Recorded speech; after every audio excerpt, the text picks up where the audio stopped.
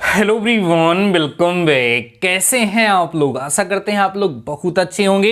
Dear students, आज का ये लेक्चर आप लोगों के लिए बेहद बेहद बेहद इंपॉर्टेंट होने वाला है, क्योंकि डियर स्टूडेंट्स आज के इसी पर्टिकुलर लेक्चर में हम अप्लाइड मैथ थर्ड मींस आपकी अप्लाइड मैथ थर्ड के चैप्टर 4 को कंप्लीट तरीके से इसी एक ही पर्टिकुलर लेक्चर में आप लोगों को पढ़ाने वाला हूं।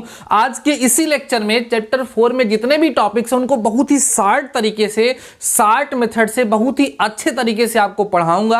साथ ही साथ इस चैप्टर के बिहाफ पे जिस जिस प्रकार के क्वेश्चंस आपके एग्जाम में अभी तक पूछे जा रहे हैं या पूछे जाने की संभावना है, उनको भी आज की इसी पर्टिकुलर लेक्चर में डियर स्टूडेंट डिस्कस करूंगा। इसलिए अगर आप लोगों ने इस कंप्लीट लेक्चर को देखा तो मैं आपको विश्वास दिलाता हूं कि आज के बाद आपको इस चैप्टर को दोबारा पढ़ने की जरूरत नहीं पड़ेगी। ज्यादा ना बोलते हुए आइए डियर स्टूडेंट्स आज के इस लेक्चर को स्टार्ट करते हैं और आपको सिखाते हैं आपका चैप्टर नंबर 4। डियर स्टूडेंट, जैसा आपको पता है कि आपकी जो अप्लाइड मैथ थर्ड है उसकी जो फर्स्ट यूनिट थी, जो खंड 1 था, उसको मैं पढ़ा चुका हूं। उसके अंतर्गत टोटल 3 चैप्टर्स थे, उसको मैंने कंप्लीट कर दिया। अगर आप लोगों ने एक भी चैप्टर को मिस किया है तो चैनल पे प्लेलिस्ट बनी है, जाकर के आप लोग वहां पर देख सकते हैं।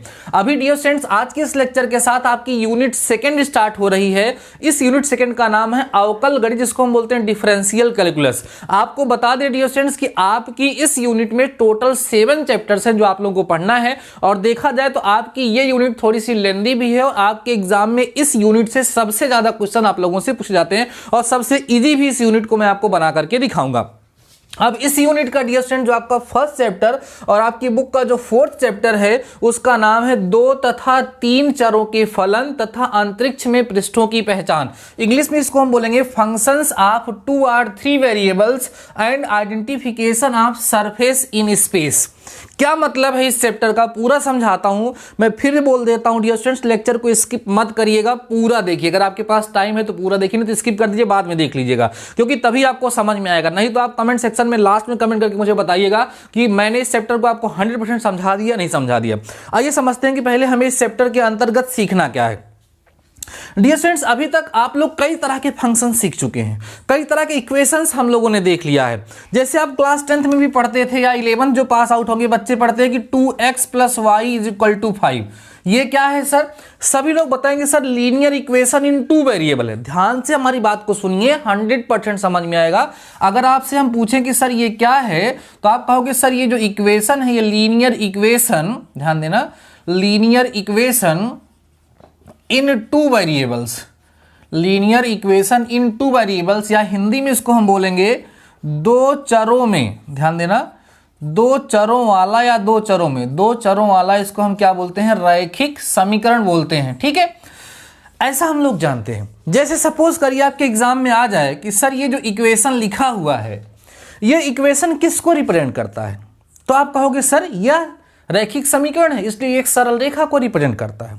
तो आपके इस चैप्टर में बस यही है, आपको इस चैप्टर में कुछ इक्वेशन दिए जाएंगे, कुछ फंक्शंस दिए जाएंगे, उसको आपको पहचानना होगा कि ये जो वक्र के इक्वेशन हमें दिए गए हैं, ये जो इक्वेशन है ये किसको, किस तरह के वक्र को रिप्रेजेंट करते हैं। जैसे एग्जाम में आ जाएगा x² = 9ay और आपसे पूछेगा कि बताइए जो इक्वेशन है ये किस तरह के वक्र को रिप्रेजेंट करता है, किस तरह के कर्व को ये रिप्रेजेंट करता है। तो जब आप लोग इस इक्वेशन के बारे में पढ़े रहेंगे, जानते रहेंगे, तभी तो ये पता चलेगा। जैसे जो हमारे स्टूडेंट्स क्लास 11th और 12th पास आउट हैं उन्हें तो ये पता है कि सर ये पैराबोला को रिप्रेजेंट करता है, लेकिन वो भी कहीं ना कहीं भूल गए होते हैं। लेकिन जो क्लास 9th और 10th पास आउट होते हैं उन्हें पैराबोला के बारे में, इलिप्स के बारे में, सर्कल के बारे में कोई आइडिया नहीं होता है, तो उनके ये चैप्टर टफ हो जाता है। वैसे अगर देखा जाए तो डियर स्टूडेंट्स इस चैप्टर का बहुत ज्यादा वेटेज नहीं है, ज्यादा से ज्यादा 2 से 4 नंबर का मैक्सिमम आप लोगों के एग्जाम में पूछा जाएगा, ज्यादा नहीं 2-3 नंबर का पूछा जाएगा। लेकिन उस 2-3 नंबर को अभी इसी समय अभी मैं क्लियर करके दिखाऊंगा। तो समझे आप लोग इसमें क्या करना है। इसमें आप लोगों को वक्र दे दिया जाएगा और आपसे पूछा जाएगा कि ये जो वक्र है वो किसको रिप्रेजेंट करता है। रेखा को दिखाता है, रेखा युग्म को दिखाता है, या वृत्त को दिखाता है, या परवलय को दिखाता है, या अतिपरवलय को दिखाता है। ये किसको रिप्रेजेंट करता है डियर स्टूडेंट्स, ये किसको रिप्रेजेंट करता है ये आप लोगों से पूछा जाएगा। और जनरली यहां पर जो आप लोगों से पूछा जाता है वो 2 डायमेंशन के लिए ही पूछा जाता है। ध्यान से समझिए आप लोग, आपके सिलेबस में 2D वक्र है, ध्यान दो डियर स्टूडेंट्स, क्या है? 2D वक्र है और क्या है? 3D वक्र है। 2D वक्रों की पहचान और 3D वक्रों की पहचान। कैसे हम पहचानेंगे कि ये वक्र 2 डायमेंशनल का है, ये 3 डायमेंशनल का है। तो 2 डायमेंशनल अगर वक्र होगा तो उसमें x और y, अभी आपको कुछ अजीब लग रहा होगा, टेंशन मत लीजिए, सुनते चलिए। x और y होगा तो 2 डायमेंशनल है, तो वो कहाँ होगा, प्लेन अर्थात सरफेस में पाया जाएगा। अगर 3D होगा तो x, y और z तीनों होगा, वो स्पेस अर्थात अंतरिक्ष में पाया जाएगा। तो अभी आज के इस लेक्चर में मेनली हम 2D के बारे में ही डिस्कस करेंगे, और इसी 2D से ही आपके एग्जाम में ज्यादातर क्वेश्चन पूछे जाते हैं, 3D पूछा नहीं जाता है। लेकिन अगर आप लोग डिमांड करेंगे तो एक लेक्चर में 3D के बारे में भी मैं आप लोगों के साथ डिस्कस कर दूंगा, लेकिन अभी मेनली मैं 2D के बारे में डिस्कस करने वाला हूं। 2D जितने भी वक्र होते हैं उनकी पहचान हम लोग कैसे करेंगे, बस एक शार्ट ट्रिक, एक शार्ट मेथड सिखाऊंगा। उसी शार्ट मेथड से डियर स्टूडेंट्स आप लोग ध्यान देना, उसी शार्ट मेथड से आप लोग हर एक प्रकार के वक्र की पहचान कर लेंगे। सबसे पहले आइए थोड़ी सी हम बात करते हैं कि हमारे सिलेबस में कितने प्रकार के वक्र हैं जो हम 2D की बात करते हैं। अगर हम 2 डायमेंशनल ज्योमेट्री की डियर स्टूडेंट्स बात करते हैं, उसमें कितने वक्र हमारे सिलेबस में, ध्यान से सुनते रहिएगा भाई, स्किप मत करिएगा। देखिए डियर स्टूडेंट्स, अगर हम 2D की बात करेंगे तो हमारे सिलेबस में एक तो डियर स्टूडेंट्स रेखा युग्म है। क्या है, रेखा युग्म है, जिसको हम बोलते हैं pair of line, pair of line. दूसरा डियर स्टूडेंट जो है वो सांकव है। क्या है, सांकव, जिसको हम लोग कोनिक्स कहते हैं। कोनिक्स क्या कहते हैं, कोनिक्स। अब इस कोनिक्स के अंदर ध्यान दो, इस कोनिक्स के अंदर हमारे सिलेबस में वृत्त है, समझा रहा हूं परेशान ना होइए, वृत्त अर्थात सर्कल है। दूसरा जो है हमारे पास डियर स्टूडेंट्स वो परवलय है, जिसको हम लोग इंग्लिश में पैराबोला कहते हैं। तीसरा हमारा जो है डियर स्टूडेंट्स वो दीर्घ वृत्त है, ध्यान देना, दीर्घ वृत्त है, जिसको हम लोग क्या कहते हैं, इलिप्स कहते हैं। ठीक, और चौथा हमारा जो है वो डियर स्टूडेंट्स अतिपरवलय है। क्या है, अतिपरवलय है, जिसको हम लोग हाइपरबोला कहते हैं। ध्यान समझना, सब समझा रहा हूं। इसका मतलब यह है कि अगर हमारा 2D वाला कोई क्वेश्चन आएगा तो हमें बस इतना, इस चैप्टर में बस इतना सा करना होगा। क्या करना होगा, जो वक्र दिया होगा उसे आइडेंटिफाई करना होगा, जो इक्वेशन दिया होगा उसे आइडेंटिफाई करना होगा, उसकी पहचान करनी होगी डियर स्टूडेंट्स कि ये किसे रिप्रेजेंट करता है। ठीक है, तो हमारे सिलेबस में क्या है, या तो वो रेखा युग्म को रिप्रेजेंट करेगा या तो वो सांकव को रिप्रेजेंट करेगा। अब अगर वो सांकव को रिप्रेजेंट करेगा तो सांकव कितने तरह के होंगे, वृत्त होगा या परवलय होगा या दीर्घवृत्त या मतलब ये केवल 5 पहचान आपको करनी है। अगर ये 5 पहचान आप लोग कर लेते हैं तो आपका ये चैप्टर कंप्लीट हो जाता है और आप लोग आसानी से इस चैप्टर के आने वाले क्वेश्चन को सॉल्व कर सकते हैं। मैं बहुत शार्ट में सिखाऊंगा, आप लोग आइए समझिएगा, बहुत शार्ट में एकदम ट्रिक से मैं आपको सिखाऊंगा, फिर क्वेश्चन सॉल्व करा दूंगा। 100% समझ में आएगा डियर स्टूडेंट, समझते चलिएगा आप लोग, ध्यान समझना। टॉपिक क्या है समझ में आ गया होगा। इस चैप्टर में हमें दिए गए समीकरण की पहचान करनी है, वो किस तरह के वक्र को रिप्रेजेंट करता है। अभी हम 2D की बात करते हैं तो वो या तो रेखा युग्म को दिखाएगा या वृत्त को या परवलय को या अतिपरवलय या दीर्घवृत्त को डियर स्टूडेंट्स क्या करेगा, रिप्रेजेंट करेगा। इसके अलावा किसी और को रिप्रेजेंट नहीं करेगा। तो आइए थोड़ा सा मैं आपको बताता हूं, 2 चरों में सामान्य द्विघातीय समीकरण। ध्यान दो, एक टॉपिक है डियर स्टूडेंट्स, उसको हमें समझना होगा, ध्यान समझना। 2 चरों में सामान्य द्विघातीय समीकरण, द्विघातीय समीकरण, ध्यान समझना। 2 चरों में सामान्य द्विघातीय समीकरण, इसको हम लोग बोलेंगे general equation of second degree. इसको इंग्लिश में बोलेंगे dear students general equation of second degree in 2 variables, in 2 variables. समझाता हूं, परेशान ना होइए, समझते चलिए बस। इन 2 वेरिएबल्स कुछ नया वर्ड है यहां पर। हम लोग सेकेंड डिग्री जो इक्वेशन होता है, सेकेंड डिग्री का मतलब 2 घात होंगी। ध्यान सुनो, इसका मतलब समझो, 2 चरों में, मतलब जिस इक्वेशन की हम बात करने वाले हैं, इस इक्वेशन में 2 चर अर्थात 2 वेरिएबल्स होंगे। और सामान्य मतलब जनरल इक्वेशन है लेकिन द्विघात भी है, मतलब इस इक्वेशन में 2 चर होंगे, दोनों की घात 2 लगी होगी और इक्वेशन होगा, उसी को हम बोलते हैं। तो ये इक्वेशन होता है डियर स्टूडेंट्स, याद रखिएगा, ax² + 2hxy + by², ठीक है, प्लस by², प्लस में होता है 2gx + 2fy plus 2fy plus C equal 0। यही जो इक्वेशन यहां पर लिखा हुआ है डियर स्टूडेंट्स, इसी इक्वेशन को हम लोग सेकेंड डिग्री का जनरल इक्वेशन कहते हैं। ठीक है, अब इसी जनरल इक्वेशन को पहले आप लोग ध्यान रखिए, ये फॉर्म आपको ध्यान रखना है, ध्यान सुनते चलो। क्या है डियर स्टूडेंट्स, ये ax square plus 2hxy plus by square plus 2gx plus 2fy plus C equal to 0। कोई भी जब इक्वेशन हमें गिवन होगा तो सबसे पहले उस दिए गए इक्वेशन को हमें इससे कंपेयर करना होगा। इससे कंपेयर करके a h b g f c सबकी वैल्यू फाइंड करनी होगी। ध्यान से सुन चलो हमारी बात। उसके बाद डियर स्टूडेंट्स में छोटा सा टॉपिक होता है डेल्टा। डेल्टा की वैल्यू निकालने का फार्मूला होता है a b c plus 2fgh, ध्यान रखना 2fgh minus bf square, sorry af होगा, minus bg square minus ch square. ये वैल्यू होती है डेल्टा को फाइंड करने की। ध्यान समझिए सभी लोग, हमने बताया कि ये सेकेंड डिग्री जनरल इक्वेशन है। इसमें जो डेल्टा है इसको हम लोग डिस्क्रिमिनेंट के नाम से भी जानते हैं, डिस्क्रिमिनेंट। ध्यान समझना, भी सब समझ में आ जाएगा। इसको कहीं कहीं डियर स्टूडेंट्स डी से भी डिनोट किया जाता है। अब इस डेल्टा की वैल्यू सबसे पहले फाइंड करी जाती है। कैसे? A B C plus 2fgh minus AF square minus BG square minus CH square. अब इससे हम लोग क्या करते हैं, सबसे पहले डेल्टा की वैल्यू फाइंड करते हैं।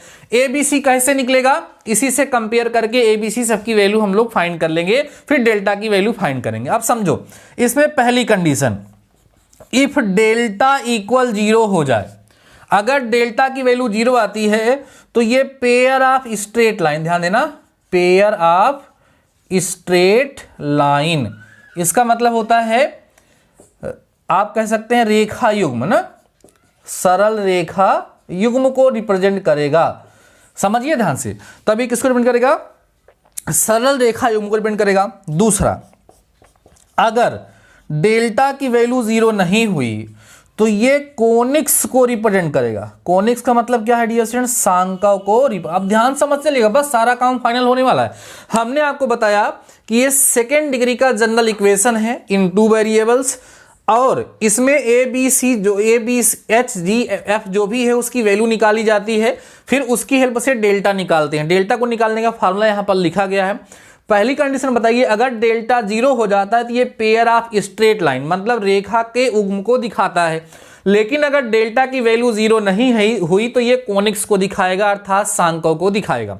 अब जब डियर स्टूडेंट्स ये सांकों को दिखाएगा, कोनिक्स को दिखाएगा, तो अभी मैंने आप लोगों को सिखाया कि सांकों तो एक टाइप का होगा नहीं, इसमें हमारे पास क्या क्या होगा, वृत्त होगा अर्थात सर्कल, और क्या होगा डियर स्टूडेंट्स, परवलय होगा जिसको हम लोग क्या बोलते हैं, पैराबोला बोलते हैं, और क्या होगा, दीर्घवृत्त हो सकता है।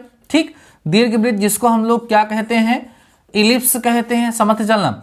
उसके बाद और क्या हो सकता है डियर स्टूडेंट्स, अति परवलय, अति परवलय भी हो सकता है, जिसको हम लोग क्या हाइपरबोला के नाम से जानते हैं। तो इसको हम लोग कैसे पहचानेंगे, आइए थोड़ी और आगे हम लोग चर्चा करते हैं। अभी आप लोगों को यह समझ में आ चुका होगा कि ये सेकेंड डिग्री इक्वेशन है, क्लियर है। डेल्टा की वैल्यू निकालने का फार्मूला है, अगर डेल्टा 0 होगा तो पेयर ऑफ स्ट्रेट लाइन को रिप्रेजेंट करेगा, अगर डेल्टा 0 नहीं होगा तो कोनिक्स को दिखाएगा। अब वो कोनिक्स जो होगा वो सर्कल होगा कि पैराबोला होगा कि इलिप्स होगा कि परवलय होगा, उसकी पहचान करने के लिए मैं आपको सिखाने वाला हूं। देन अभी क्वेश्चन हम लोग सॉल्व करेंगे। बहुत ही जबरदस्त डियर स्टूडेंट्स आज का ये लेक्चर हो रहा है, मुझे पूरा भरोसा है कि आप लोगों को सारी बातें समझ में आ रही होंगी। अभी मैं आपको पहचान करवाने वाला हूं सांकों की पहचान। सेकेंड डिग्री का जो इक्वेशन होगा उसकी हेल्प से हम सांकों की पहचान कैसे करेंगे, आइए समझिए ध्यान से। सांकों की पहचान कैसे होगी ये हम लोग डिस्कस करने चल रहे हैं। आइडेंटिफिकेशन ऑफ कोनिक्स, आइडेंटिफिकेशन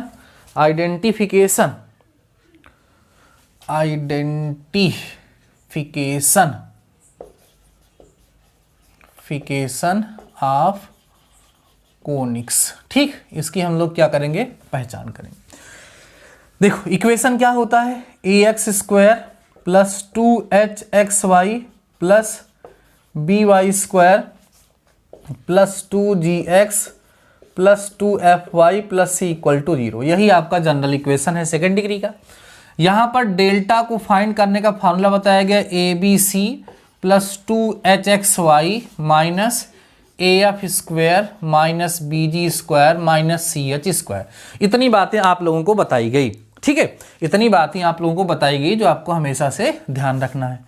उसके बाद यहां पर कंडीशन बताई गई फॉर कोनिक्स। कोनिक्स के लिए सबसे पहली बात है कि डेल्टा की वैल्यू 0 नहीं होनी चाहिए, तभी हम आगे प्रोसीड करेंगे।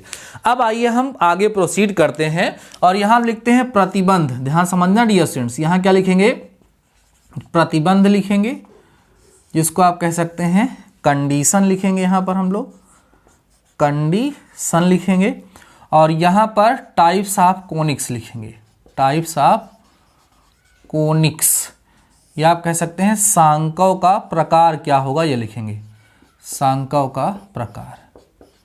खूब ध्यान से समझिए सभी लोग, ठीक, खूब ध्यान समझिए सभी लोग। अभी और आगे डिस्कस करूंगा, पहले इतना समझते चलिए सभी लोग डियर स्टूडेंट्स। सभी पहली कंडीशन ये है, पहली कंडीशन समझिएगा, फर्स्ट केस में H इक्वल 0 हो जाए and A equal to B हो जाए, A और B आपस में इक्वल हो और H की वैल्यू 0 हो, तो ये जो कोनिक्स होगा ये वृत्त अर्थात सर्कल को डियर स्टूडेंट्स क्या करेगा, रिप्रेजेंट करेगा, ध्यान रखिएगा। दूसरी कंडीशन जो है वो अगर H square minus AB equal 0 आ गया, H square minus AB equal dear students अगर 0 आ गया, तो आप ऐसे कहो या AB माइनस ऐसे लिखो, ज़्यादा सही रहेगा, AB माइनस H स्क्वायर लिखो, इक्वल अगर डियर स्टूडेंट्स 0 आ गया, ध्यान रखिएगा, तो इस केस में ये किसको दिखाएगा, परवलय को दिखाएगा, परवलय को दिखाएगा, अर्थात किसको दिखाएगा, पैराबोला को रिप्रेजेंट करेगा। अगला थर्ड केस देखिएगा, अगर AB minus H square greater than 0 आ गया, इसकी वैल्यू क्या आ गई, ग्रेटर देन 0, तो ये डियर स्टूडेंट्स दीर्घवृत्त को दिखाएगा। दीर्घवृत्त मतलब समझते ही हैं आप लोग, किसको दिखाएगा, एलिप्स को रिप्रेजेंट करेगा। अगला केस है फोर्थ, अगर AB minus H square less than 0 आ गया, तो ये जो है अति परवलय को दिखाएगा, अति परवलय, जिसको हम लोग इंग्लिश में क्या बोलेंगे, हाइपर बोला। हम अभी क्वेश्चन भी सॉल्व कराऊंगा। अब एक केस इसमें और है, 5 में अगर मान लो AB minus H square less than 0 हुआ एंड साथ ही साथ A और B की वैल्यू इक्वल भी हो गई, तो इसको समकोणीय अति परवलय बोलेंगे। क्या बोलेंगे, समकोणीय अति परवलय, अति, जिसको हम बोलते हैं रेक्टेंगुलर हाइपरबोला, हाइपरबोला। बस यही इतना चार्ट अगर आपके दिमाग में रहता है तो आपके इस चैप्टर से आने वाला क्वेश्चन आप लोगों का 2D वाला सारा का सारा सॉल्व हो जाएगा। बस इतना आपको ध्यान रखना है। सबसे पहले कैसे, एक क्वेश्चन लेकर के मैं आपको दिखाता हूं कि सबसे पहले हमें क्या करना होगा। सबसे पहले जिस इक्वेशन की हमें पहचान करनी होगी उसकी इससे कंपेयर करके A, B, C, D और H की वैल्यू, F, G, H की वैल्यू निकाल लेंगे, फिर डेल्टा निकालेंगे। अब जब डेल्टा हमारा जो है डियर स्टूडेंट्स, डेल्टा अगर 0 नहीं होगा तो इसका मतलब वो कोनिक होगा, और जब कोनिक होगा तो उसमें देख लेंगे कि H की वैल्यू 0 है, A और B, मतलब कौन सी कंडीशन इसमें फॉलो हो रही है। अगर ये हो रही तुरंत बदल जाएगी, इसमें से कोई है तो AB माइनस H स्क्वायर निकाल लेंगे, हमारा काम वहां पर क्लियर हो जाएगा। तो आइए समझते हैं, एग्जाम्पल लेते हैं, क्वेश्चन लेते हैं और बेहतरीन तरीके से डियर स्टूडेंट्स समझते हैं और आराम से इस टॉपिक को हम फिनिश करते हैं। देखिए आपकी बुक का ही क्वेश्चन लूंगा।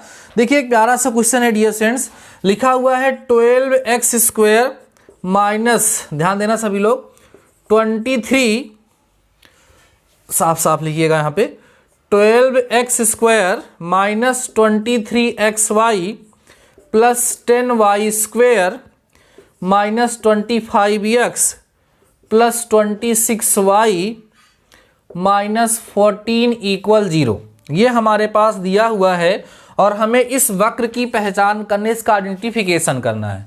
देखो कैसे करेंगे हम लोग, सबसे पहले इसको हम कंपेयर करेंगे ax स्क्वायर प्लस, ध्यान देना, plus 2hxy plus by square plus 2gx plus 2fy plus equal to 0 से।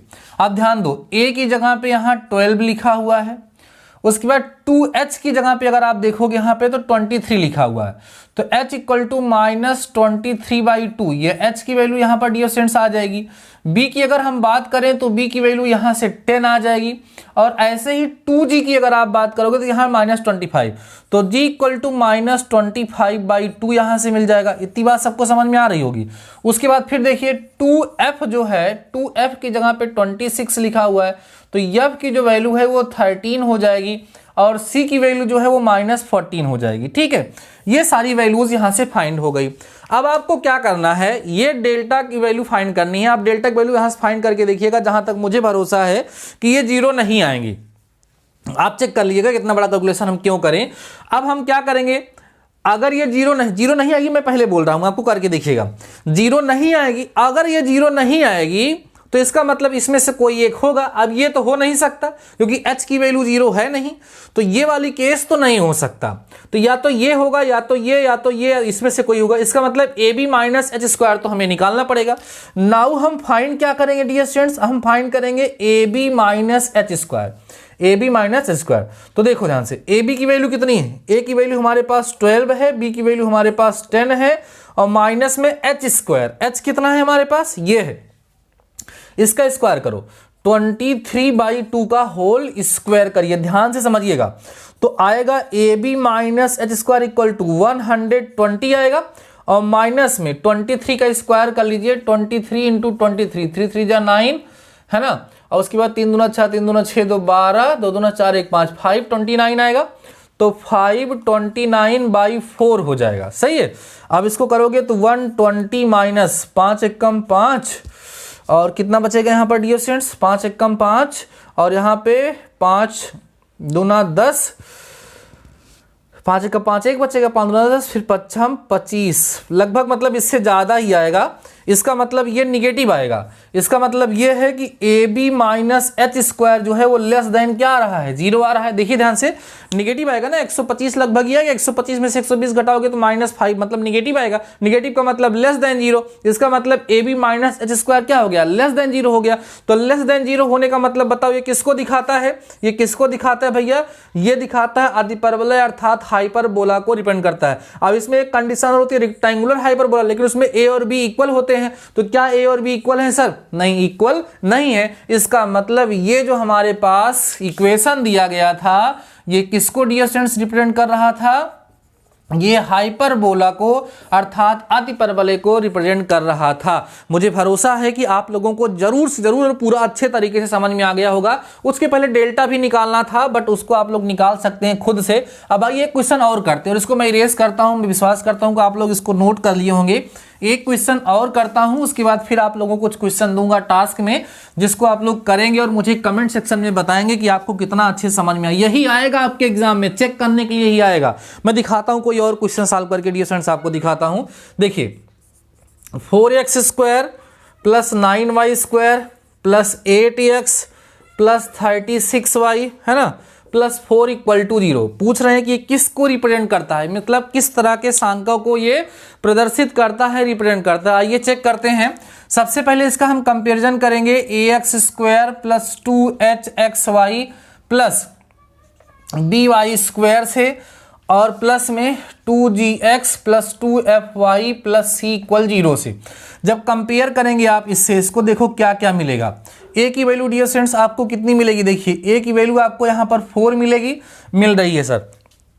और उसके बाद देखो h की वैल्यू यहाँ पर हियर, h की वैल्यू 0 आ रही है, देख रहे हैं ना, h की वैल्यू है ही नहीं, मतलब 2hxy वाला टर्म नहीं है।